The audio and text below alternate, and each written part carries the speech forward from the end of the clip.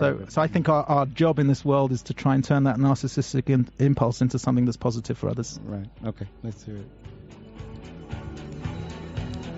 Is there anything particularly interesting to you as a psychologist who's done a lot of research with kids and so on in this situation now when rockets are being fired and kids are grappling at all ages, trying to understand? Though I must say I'm amazed this time around.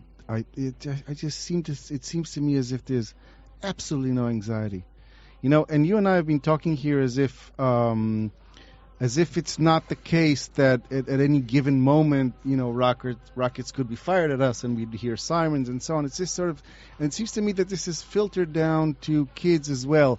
I was I'm still amazed yesterday on the streets of Tel Aviv, 6:00 in the evening after the first rockets had been fired at the city, and everything was going on as usual. Everyone was behaving absolutely as if business as usual. Yeah.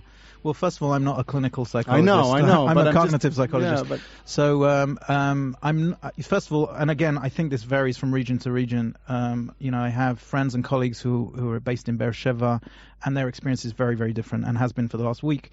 We in Rehovot last night and this morning heard azakot, which we never hear. To hear sirens and to have to move from where you're sitting, it's something that's never happened to us before. I don't know. Our kids weren't in the house at the time. I don't know how the kids are responding to this.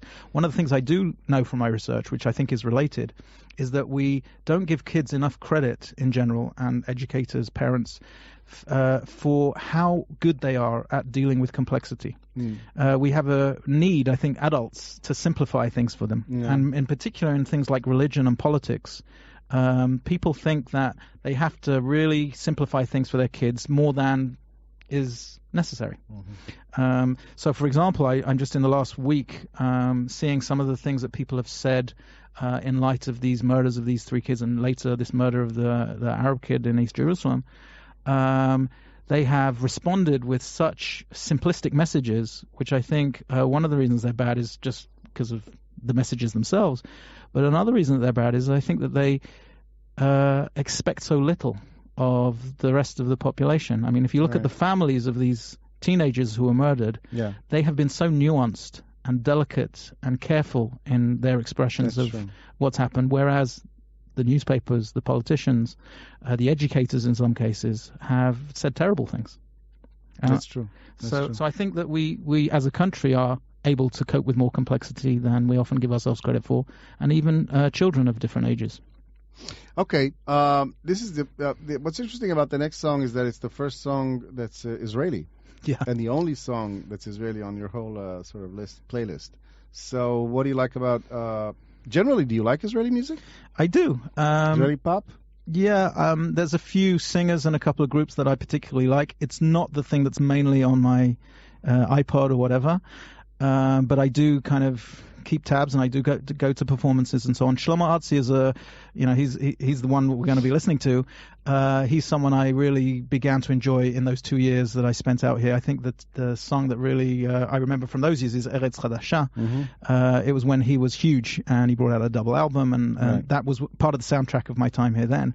But this particular song is, I think, from 2012. Which is called Omitz. It's called Omitz. Courage. And this is a song that really meant a lot to me at a particular time when the pressures of work seemed too much.